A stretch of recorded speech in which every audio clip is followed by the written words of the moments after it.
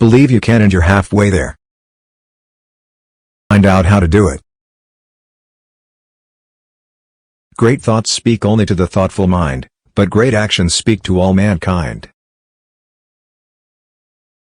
The boy who is going to make a great man must not make up his mind merely to overcome 1,000 obstacles, but to win in spite of 1,000 people. Ask the difference between a leader and a boss. The leader leads, and the boss drives. Keep your eyes on the stars, and your feet on the ground. Don't hit at all if it is honorably possible to avoid hitting, but never hit soft. The worst of all fears is the fear of living. A man does in very fact become fearless by sheer dint of practicing fearlessness when he does not feel it. The insistence upon individual responsibility was, and is, and always will be, a prime necessity. There were all kinds of things of which I was afraid at first, ranging from grizzly bears to mean horses and gunfighters, but by acting as if I was not afraid I gradually ceased to be afraid. If I was not going to earn money, I must even things up by not spending it. Each man should have all he earns. But no man should live on the earnings of another, and there should not be too gross inequality between service and reward. But the joy of life is a very good thing, and while work is the essential in it, play also has its place. Books are all very well in their way. But children are better than books. The liberty of the individual has been annihilated by the logical process constructed to maintain it.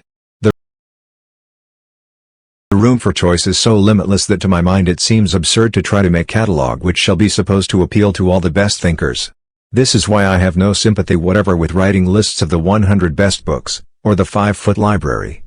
A mere life of ease is not in the end a very satisfactory life. And, above all, it is a life which ultimately unfits those who follow it for serious work in the world.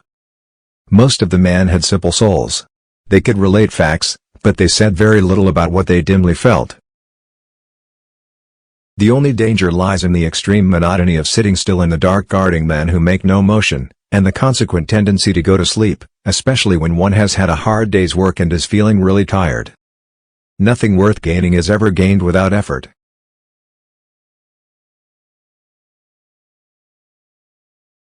The forest and water problems are perhaps the most vital internal problems of the United States.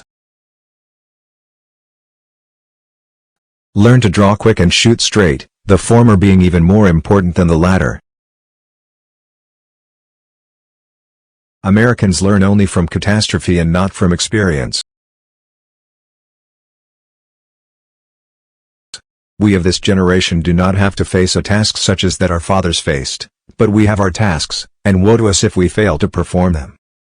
No man has a right to shirk his political duties under whatever plea of pleasure or business. I do wish that more of our good citizens would go into politics, and would do it in the same spirit with which their fathers went into the federal armies.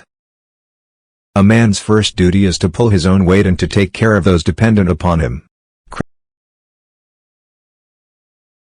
Credit should go with the performance of duty, and not with what is very often the accident of glory.